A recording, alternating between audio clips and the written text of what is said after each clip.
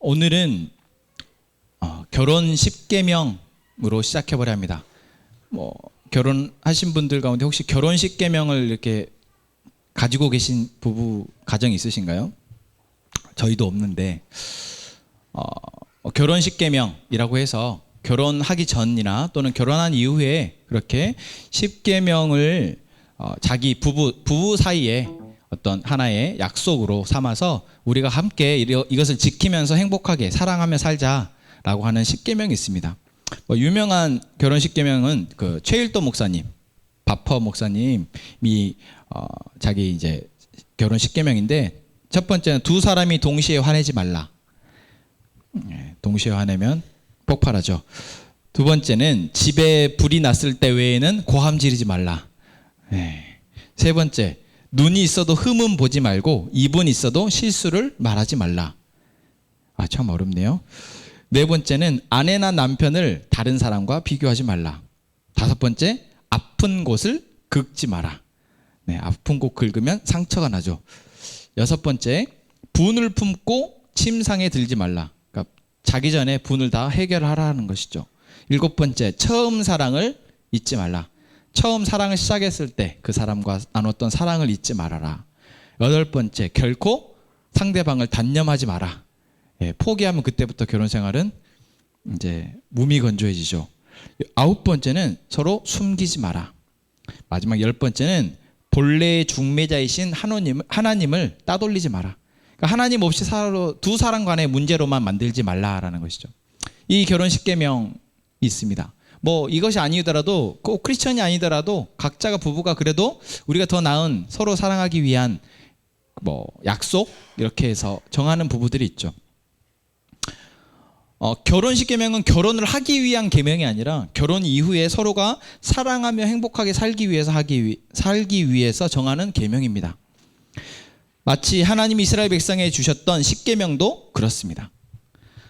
하나님과 이스라엘 백성 사이에 이제 서로 사랑하면서, 하나님의 어찌 보면 일방적이고 전적인 그 사랑을 받기 위해서 하나님이 이스라엘 백성에게 너희가 나를 사랑해야 한다라고 말씀하시죠. 이스라엘 백성들이 출애굽에서 이제 하나님의 백성으로 함께 뭔가 행복한 삶을 살아가기 위해서 너희가 나를 사랑해야 한다. 그런데 너희가 나를 사랑하기가 쉽지 않을 거야. 마치 부부간에 아까 말했던 그 계명들 여러분 쭉 보시면은 맞아, 그거 하면은 진짜 우리가 가정에서 서로 이것들이 지켜져야지, 안 지켜지면 결국 서로 싸울 수밖에 없겠구나라는 것들이 바로 계명이었잖아요. 그리고 우리가 흔히 쉽게 범하기 쉬운, 그죠? 두 사람이 서로 화내지 않게 되는 거. 여러분, 누군가 한 사람이 화내면 당연히 본능적으로 나도 화가 나는 게 자연스럽죠. 그리고 누군가가 서로 마음이 감정이 안 좋을 때 저 사람이 약한 곳을 건드리고 싶지 약한 곳을 덮어주고 싶습니까? 그러니까 우리는 아까 10가지 계명을 보면은 우리가 사람이 그렇게 조금 안 좋게 자연스럽게 나아갈 수 있는 것들을 차단하기 위한 계명이었죠. 하나님께서 이스라엘 백성들에게 주신 10계명 또한 그렇습니다. 이스라엘 백성들이 이제 출애굽에서 광야의 40년의 시간을 보내고 이제 가나안 땅에 들어가서 살게 될 터인데, 이제 어떻게 보면 결혼 생활이 시작된 거예요. 시작되어서 이제 배정받은 땅에서 행복하게 살아내면 됩니다. 이제 행복할 일만 남았어요. 그런데 사람이다 보니 자연스럽게 그들이 살아가면서 하나님에 대해서 잊어버리고 또한 하나님이 아닌 다른 것들의 마음을 빼앗겨서 자기들이 결국 하나님을 사랑하지 않게 될 수 있는 그러한 여지들, 그 여지들을 하나님께서 미리 차단하시는 것이 바로 10계명입니다. 그래서 이 10계명을 여러분, 하나님이 우리한테 주신 의무조항 또는 어떻게 보면 우리에게 주신 율법으로 받아들일 것이 아니라 10계명은 무엇과 같은 거예요? 부부가 서로 사랑하기 위해서 서로 상호 간의 약속, 사랑하기 위한 약속인 것처럼 10계명은 우리가 하나님과 서로 사랑하기 위한, 사랑을 위한 계명이다라는 것이죠. 자, 그러면 오늘 우리는 이 10계명의 1계명부터 4계명까지를 먼저 살펴보면서 우리가 어떻게 하나님을 사랑하지 않게 되는지, 그것을 살펴보고 어떻게 우리가 계속해서 하나님을 사랑할 수 있을지를 생각해 보기 원합니다. 제 1계명이 무엇입니까? 7절 말씀입니다. 같이 읽겠습니다. 나 외에 다른 신들을 내게 두지 말지니라. 아멘. 이것을 조금 오해하는 사람들은 하나님을 편협한 하나님으로 이야기를 합니다. 그래서 하나님이 유일신에 대한 이야기를 하잖아요. 물론 하나님이 유일신이 맞습니다. 하나님만 유일한 하나님이시고 유일한 이 세상의 창조주이시죠. 이 세상에 우리가 신이라 불리는 많은 신들은 사실 거짓 신들일 경우가 많습니다. 물론 우리가 성경을 믿기 때문에 그렇게 말하지만 성경을 믿지 않는 사람들은 다 각자 자기들의 신이 있죠. 그렇기 때문에 성경을 믿는 우리를 두고 편협하다, 독선적이다 라고 이야기하는 것이죠. 그 근거가 되는 규정이 바로 이 1계명입니다. 나 외에 다른 신을 두지 말라라고 얘기했다라는 것이죠. 그런데 이 규정은 아까 우리가 부부의 관계 속에서 이야기를 해보면 무엇과 같습니까? 부부가 서로 결혼을 했습니다. 그런데 부부가 결혼했으면 당연히 무엇이 의무입니까? 의무이자 자연스러운 것이죠. 서로가 서로만을 사랑하는 것이 자연스럽고 그건 당연한 부부의 의무입니다. 사실 의무라고 부르기가 조금 민망하죠. 왜요? 서로가 서로를 사랑할 때야 비로소 부부의 의미가 있고 서로가 서로를 사랑할 때 행복할 수 있기 때문입니다. 그것은 지아이가 2주 전에도 그 이야기를 나눴던 것 같아요. 그래서 이 10계명의 첫 번째 계명은 하나님이 세번역 성경은 정확하게 이걸 히브리어를 번역을 하면은 내 앞에 너희는 내 앞에서 다른 신을 섬기지 말라라는 이야기예요. 이해가 되십니까? 하나님 앞에서 다른 신을 섬기지 말라라는 겁니다. 마치 내 남편, 내 아내가 앞에 있는데 다른 사람을 사랑하는 거. 여러분 그게 용납이 되십니까? 용납이 될 수가 없어요. 아예 안 보이면 모를까. 안 보여도 나쁜 짓이지만 내 눈앞에서 다른 신을 사랑하는 거예요. 제 1계명은 바로 그 계명입니다. 너무나 당연한 계명이죠. 서로 사랑하지 않으면 모를까. 부부의 관계를 맺고 서로 사랑하겠다고 약속을 한 사이에서는 너무나 당연한 계명입니다. 이스라엘 백성들이 광야의 시간 가운데 있을 때 어려움이 많았죠. 그러다 보니 하나님밖에 의지할 데가 없었습니다. 먹을 것도 그랬고요. 마실 것도 그랬고요. 하나님밖에 의지할 데가 없었어요. 하지만 가나안 땅에 들어가서는 상황이 좀 다르죠. 이제 자기들이 농사를 지어서 먹고 살 수 있습니다. 또한 외적의 침입보다는 자기들이 함께 모여 살고 있기 때문에 그래도 안전하게 생활할 수 있었습니다. 먹고 싶을 때 먹을 수 있었고 마시고 싶을 때 마실 수 있었던 그런 이제 안정적인 생활을 하게 됩니다. 하나님께서는 그런 상황에 처하게 될, 그런 상황으로 이제 살게 될 이스라엘 백성들에게 하신 이야기입니다. 그래서 신명기 8장 12절부터 14절은 정확하게 하나님께서 이렇게 얘기하세요. 네가 먹어서 배부르고 아름다운 집을 짓고 거주하게 되며 또 내 소와 양이 번성하며 내 은금이 증식되며 내 소유가 다 풍부하게 될 때에 내 마음이 교만하며 내 하나님 여호와를 잊어버릴까 염려한다. 여러분 이해가 되시죠? 이제 딱 이스라엘 백성들의 상황이 이렇게 될 거란 말이에요. 광야 때는 하나님밖에 의지할, 하나님밖에 사랑할 상대가 없었는데 이제 가나안 땅에 들어가면 이렇게 될 때 과연 너희가 나를 잊어버리지 않을까 염려된다. 그러니 뭐하라고요? 내 앞에서 다른 신을 사랑하지 마라 라고 말씀하시는 것입니다. 우리도 하나님을 만났을 때 삶의 고민과 문제가 있었습니다. 그렇죠. 여러분 하나님 처음 만나셨을 때 하나님에 대해서 내가 이제 전적으로 하나님을 내가 나의 삶의 주인으로 여기고 살겠습니다라고 고백했을 때 여러분 그때 삶의 고민과 문제가 있었으리라 생각합니다. 그래서 우리는 그때 우리에게 주신 하나님의 약속의 말씀을 믿고 받아들여 이제 그 은혜로 살아가게 되었습니다. 하지만 그 은혜로 살아가는데도 가끔 우리는 그것이 우리가 살아가는 모든 것이 하나님의 은혜임을 잊어버리게 될 때가 있죠. 그때 우리는 다른 것에 마음을 빼앗기게 됩니다. 그래서 하나님께서는 하나님의 은혜를 잊지 말라라고 말씀하시는 것이죠. 지금 내가 살아가는 모든 것이 비록 눈에는 잘 안 보이고 잘 느껴지지 않지만 전적인 하나님의 은혜로 살아가는 것임을 잊지 마라. 만약에 너희가 잊게 되면 우리의 마음이 하나님 앞에서 다른 신을, 다른 것을 사랑하게 되어진다라는 것입니다. 그래서 여러분, 신학의 중요한 조직 신학 가운데 하나의 그 하나님의 속성이 뭔지 아십니까? 하나님의 편재성입니다. 어디에나 계시다고요.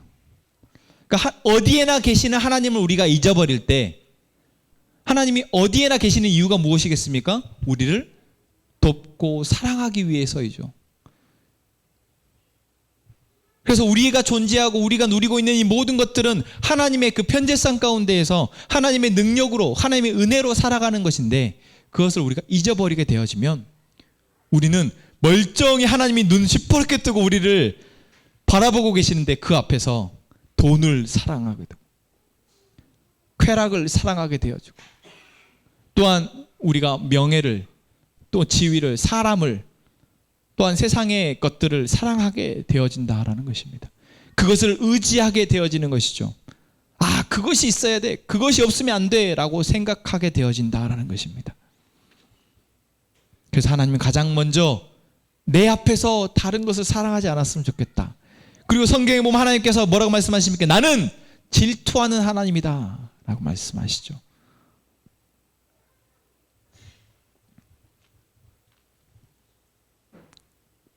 여러분, 지난 한 주를 어떻게 사셨습니까? 한 주 동안 여러분에게 주신 하나님의 은혜가 있었습니까? 어떤 은혜가 있으셨나요? 한번 생각해 보시죠. 여러분에게 지난 한 주 동안 어떤 하나님의 은혜가 있으셨습니까? 지금 하나씩 찾고 계십니까? 그렇다면 우리는 이미 하나님의 은혜를 잊어버리고 살고 있는 것입니다. 사실 하나님의 은혜가 어떤 은혜가 있었느냐 했을 때, 우리에게 베풀어진 하나님의 은혜가 쉴 새 없이 쏟아져 나올 때 우리는 하나님을 사랑하고 있는 것입니다. 그러나 만약 지난 한 주 동안 하나님이 나한테 해주신 게 뭐지? 월요일 별일 없었고, 화요일 별일 없었고, 수요일 그때 좀 어려웠는데 내가 하나님 앞에 기도했더니 하나님 들으셨구나. 그때 하나 있네. 그리고 목요일, 이렇게 생각하고 있다면 여러분, 우리는 이미 하나님의 그 사랑과 은혜를 잊어버리고 산다라는 것입니다. 그냥 잊어버리는 것이 아니라 우리는 잊어버린 것 동시에 다른 것에 마음을 빼앗기고 그것을 의지하고 살아가게 되어진다라는 것이죠.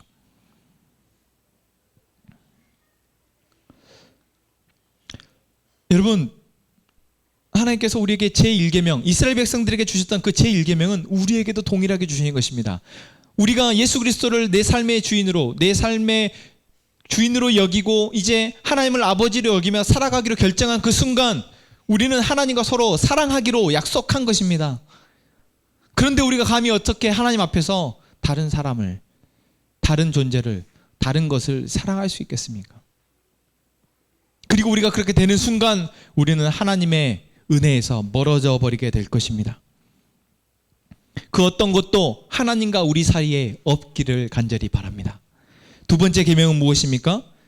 너는 자기를 위하여 새긴 우상을 만들지 말고 입니다. 두 번째 계명의 핵심, 우상을 만들지 말라는 것이 아닙니다. 그보다 더 중요한 핵심은 무엇입니까? 자기를 위하여 새긴입니다. 나를 위하여 만든 우상을 만들지 말라라는 것이죠. 가나안 땅에 있는 수많은 우상들이 있었습니다. 하나님을 몰랐기에 그들은 자기들의 삶을 살아가는 데 도움이 필요할 때마다 신을 만들었습니다. 농사의 풍요를 위해서 배가 볼록 나온 바알 신을 만들었습니다. 배가 나오면 왠지 풍요를 상징해서 신의 모양도 자기들이 원하는 대로 디자인을 했던 것이죠. 여러분, 그것을 신이라고 부르며 어느 순간 그 신에게 자기들의 풍요를 빌고 있었습니다. 바알과 아세라와 그모스와 이 온갖 신들이 그들이 상황 가운데 자기의 힘으로 안 될 때 신을 만들어냈습니다. 농사가 잘 되기 위해서, 전쟁에 승리하기 위해서 이름 모를, 처음에 이름도 모를 그 신들을 만들어냈고 점차 그 신의 이름을 지었고 그리고 신의 형상을 만들어 거기에 절을 했습니다. 그래서 하나님은 두 번째 계명에서 그것을 경고하시는 것입니다. 이제 너희가 살아갈 그 가나안 땅에는 자기를 위하여 새긴 우상들이 너무 많은데 너희도 그렇게 될까 내가 염려가 된다. 너희는 하나님의 백성인데도, 너희는 하나님이라는 신을 알고 있고 그 신으로부터 사랑과 은혜를 누리고 있음에도 혹시 너희가 너희를 위하여서 우상을 만들까 걱정된다라고 말씀하신 것이죠. 실제로 사사기 17장을 여러분 보면 에브라임 산지에 미가라는 사람이 있었습니다. 그 미가라는 사람이 자기를 위해서 은을 녹여서 신상을 만듭니다. 그런데 놀라운 사실은 그렇게 만들면서 하나님이란 이름을 그들이 들먹인다라는 것이죠. 그러니까 하나님께 예비하기 위해서 은으로 신상을 만들었습니다. 무엇을 보고 배웠습니까?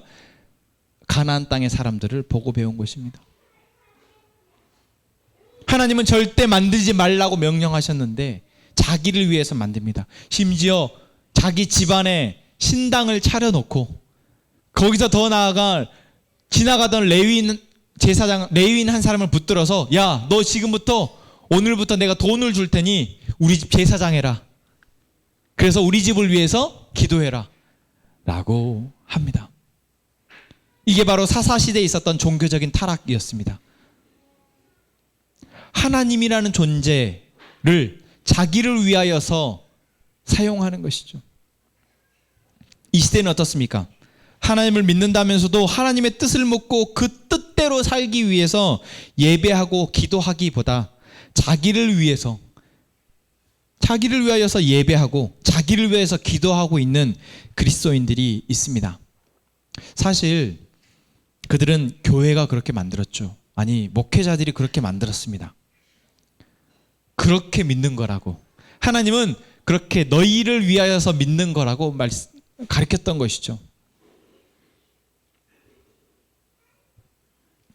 하나님의 마음, 하나님이 우리에게 주신 복음을 제대로 전하기보다는 그들에게 필요한 이야기를 들려줬던 교회, 그 교회의 문제가 지금 이 시대에 자기를 위하여 새긴 우상을 만들지 말라라는 제2계명의 계명을 무시하고 사는 그리스도인들을 양산하게 된 것입니다. 하나님의 복음이 제대로 전달이 되어졌다면, 하나님의 마음이 제대로 전달이 되어졌다면 그 마음으로, 하나님의 그 복음으로 우리는 점차 하나님의 뜻과 같아지는, 하나님의 뜻대로 살아가는 성장한 성숙한 그리스도인이 되었을 것입니다. 하지만 우리는 어린아이와 같은 신앙, 나를 위한 본능적인 나만의 욕구와 욕심을 채우기 위한 신앙인이 되고 말았습니다. 사랑하는 하멘가족 여러분, 우리 함께 행복한 교회는 함께 행복하기 위해서 하나님 나라의 복음이 베이스가 되어야 합니다. 그리고 나만 행복한 것이 아니라 함께 행복한, 다시 말하면 하나님이 이 땅을 처음 만드셨을 때부터, 온 세상을 창조하셨을 때부터 온 인류의 행복을 위해서 이 세상을 만드셨던 그 목적에 맞게 우리가 하나님 나라의 복음, 내 힘으로는 절대 함께 행복할 수 없습니다. 하나님 나라의 복음이 나를 주장하고 하나님 나라의 복음이 나를 성숙하게 하여 함께 행복한 세상을 위해서 기도하고 그런 세상을 살아내는 그러한 공동체가 되기를 원합니다. 세 번째 계명은 무엇입니까? 너는 내 하나님 여호와의 이름을 망령되이 일컫지 말라라고 말하고 있습니다. 세 번째 계명은 사실 두 번째 계명과 연결되어 있습니다. 두 번째 계명, 자기를 위해서 우상을 만들었죠. 그 우상을 만든 데 결정적인 역할을 한 사람들이 있습니다. 누구입니까? 바로 종교 지도자들입니다. 교회와 종교자들이 범하기 쉬운 죄입니다. 지난주에 제가 아스달 연대기라는 드라마를 이야기했던 것 같아요. 이번 주에 보니까 그 제사장이 신과의 이 소통을 담당하는 제사장 부족이 자기들의 정치적인 욕심을 채우기 위해서 이 신탁을 딱 봤잖아요. 막 신탁을 봤는데 이 신탁은 마치 이 암호와도 같아서 뭔 뜻인지 모르겠어요. 일반 사람들은 뭔 뜻인지 몰라요. 근데 딱 앞에서 제사장이 이렇게 얘기하는 겁니다. 아, 그것은 이런 뜻입니다 라고 말을 하는 것이죠. 그런데 그 뜻은 누구의 뜻입니까? 신의 뜻이 아니라 자기의 뜻입니다. 멋들어지게 앞에서 막 춤을 추면서 신이 우리에게 지금 말씀하십니다 라고 막 말을 하면서 어떤 이야기를 던질 때 그 이야기를 해석은 누가 합니까? 제사장이 하는 거예요. 제사장이 뭐라고요? 자기의 정치적인 이익을 위해서 해석을 하는 겁니다. 그리고 어제 보니까 어제는 강력한 무력을 가진 주인공인 장동건이 이제 자기가 왕이 되기 위해서 많은 사람들 앞에서 자기에게 마치 신이 임한 것처럼 거짓으로 연기를 해서 많은 사람들로부터 이제 복종을 이끌어냅니다. 숭배를 이끌어내요. 이게 바로 재정이 이제 일치되는 사회, 왕정 시대로 가는 그 길목의 모습을 보게 되었어요. 아, 이집트의 바로 왕이 저랬겠구나. 신이 자기와 동일시해서 많은 군중들로부터 복종을 약속받고 그들을 위해 군림하게 되어진 왕, 그 왕이 되기 위해서 바로 신의 이름을 이용하는 것이죠. 오늘 하나님께서 뭐라고 말씀하십니까? 여호와의 이름을 망령되이 일컫지 말라. 내 이름을 너희들 마음대로 사용하지 말라는 것입니다. 여러분, 이 시대에도 너무나 많은 종교 지도자들이 신의 이름을 이용해서 하나님의 이름을 앞세워서 자기들의 정치적인 욕심, 물질적인 욕심, 성적인 욕구를 해소하고 그것을 정당화하는데 하나님의 이름을 사용하고 있습니다. 여러분, 하나님의 이름은 오로지 어디에만 사용되어야 합니까? 하나님의 성경적인 뜻대로만 사용되어야 합니다. 그리고 성경적인 뜻은 무엇입니까? 모든 사람이 하나님의 복음으로 함께 행복해지는 것입니다. 하나님의 복음이 선포되어질 때는 그 누구도 눈물을 흘리는 것이 아니에요. 슬퍼해서는 안 됩니다. 그런데 하나님의 이름을 들먹이면서 상대방을 공격하고 하나님의 이름을 들먹이면서 자기의 죄를 감추는 이러한 종교자들이, 목사들이 한국교회 안에 너무나도 많다는 사실이 안타깝습니다. 여러분, 그래서 우리는 하나님의 복음을 알아야 합니다. 하나님이 우리에게 뭐라고 말씀하셨는지, 그 복음이 우리를 어떠한 삶을 살게 하실지에 대해서 우리가 정확하고 명확하게 알아야 우리는 그렇게 자기의 이익을 위해서, 욕심을 위해서 하나님의 이름을 앞세우는 사람들로부터 우리를 지킬 수 있고 또한 우리의 가족과 우리의 나라를 지킬 수 있을 줄로 믿습니다. 마지막 네 번째 계명은 첫 번째 계명부터 세 번째 계명을 지키기 위한 계명이라 할 수 있습니다. 여러분, 이 세 가지의 계명이 나온 이유가 무엇입니까? 그렇게 되기가 쉬우니까. 그런데 그렇게 되기 위해서 첫 번째 넘어야 할, 아니 첫 번째 문제가 생겨지는 부분이 있습니다. 무엇일까요? 하나님을 잊어버리는 것입니다. 하나님의 은혜를 잊어버릴 때 우리는 하나님 외에 다른 신을 섬기게 되고 하나님을 빙자해서 자기의 욕심을 위한 우상을 만들게 되고 하나님의 이름을 앞세워서 자기의 욕심을 채우는 사람들이 나오게 됩니다. 그래서 네 번째 계명이 무엇입니까? 안식일을 기억하여 거룩하게 지키라. 안식일을 지킨다라는 것은 무엇입니까? 하나님이 우리의 주관자 되심을 인정하는 것입니다. 하나님이 우리의 공급자 되심을 인정하는 것입니다. 하나님이 우리의 보호자 되시고 하나님이 우리의 행복의, 우리의 평안의 주인이심을 인정하는 것, 그것이 바로 안식일을 지키는 마음입니다. 그래서 오늘 15절 말씀에 뭐라고 얘기하십니까? 너는 기억하라. 네가 애굽 땅에서 종이 되었더니 네 하나님 여호와가 강한 손과 편팔로 너를 인도하여 내었으니 안식일을 기억하여 지키라 라고 말씀하는 것입니다. 여러분, 우리 모두 함께 행복했으면 좋겠습니다.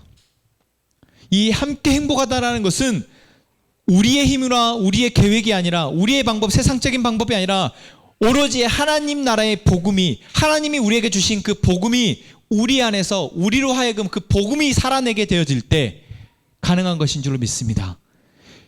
그리고 그 복음을 우리에게 허락하신 하나님의 존재를 우리가 기억할 때, 그분이 우리에게 베푸신 그 은혜와 지금 현재 나에게 살게 하실 그 은혜와 또한 앞으로 우리를 살게 하실 그 은혜, 그 모든 것들을 우리가 잊지 않고 그것을 기도할 때, 그것을 구할 때 우리가 함께 행복할 수 있을 줄로 믿습니다.